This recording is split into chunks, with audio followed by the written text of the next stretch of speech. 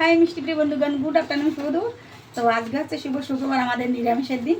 তো আমি করব গিয়ে আলু পটলের দম আর হচ্ছে ফ্রাইড রাইস। এখানে যে আলু সিদ্ধ করে নিয়েছি, এখানে পটলে লবণ হলুদ মেখে নিয়েছি। পটলগুলো কিন্তু আমি চিড়ে চিড়ে দিয়েছি। আমি কিন্তু এরকম গোটা গোটাই ভাজা করব। তেল গরম হয়ে গেছে, দিয়ে দেবো কড়াইয়ের মধ্যে। তো বৃষ্টি তো খুব হচ্ছে, এখনও কিন্তু বৃষ্টি মনে হচ্ছে না আজকে থামবে। সবাইকে হলো বৃষ্টি ভাজা দুপুরের শুভেচ্ছা। পটল ভাজা হয়ে গেছে, নামিয়ে দেবো। এই যে এরকম সুন্দর ভেজে নেবো। তো এই যে আলু পটলের দমের জন্য নিলাম পোস্ত, চাল মগজ আর দুটো শুকনো লঙ্কা পিষে নেব। শুকনো লঙ্কা, তেজপাতা ফোড়ন দিলাম, গরম মশলা দিয়ে দিলাম, দিয়ে দেবো এই যে বাটা মশলা।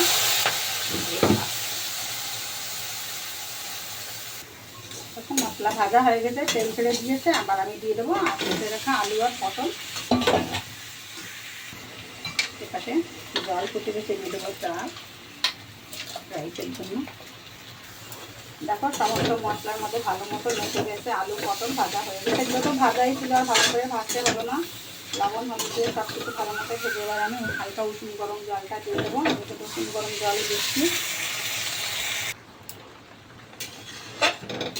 এগুলো সবই কিন্তু সিদ্ধ হয়ে গেছে। পটলগুলো কচি কিন্তু, মাচার পটল খুব সুন্দর ভাজতে ভাজতে সিদ্ধ হয়ে গেছে। বেশি সময় জাল লাগবে না।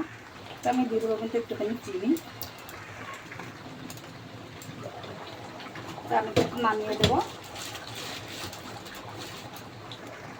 তো এরকমভাবেই থাকবে উনুনের পরে। আর একটু আমি ঝোল ঝোলই রাখবো, কারণ ওরা একটু ঝোল পছন্দ করে। তো তাই এরকম থাকবে উনুনের পরে। আমি গ্যাস বন্ধ করে দিলাম। আর তোমাদের মঙ্গল কামনা এখন তো শেষ করলাম। বাই।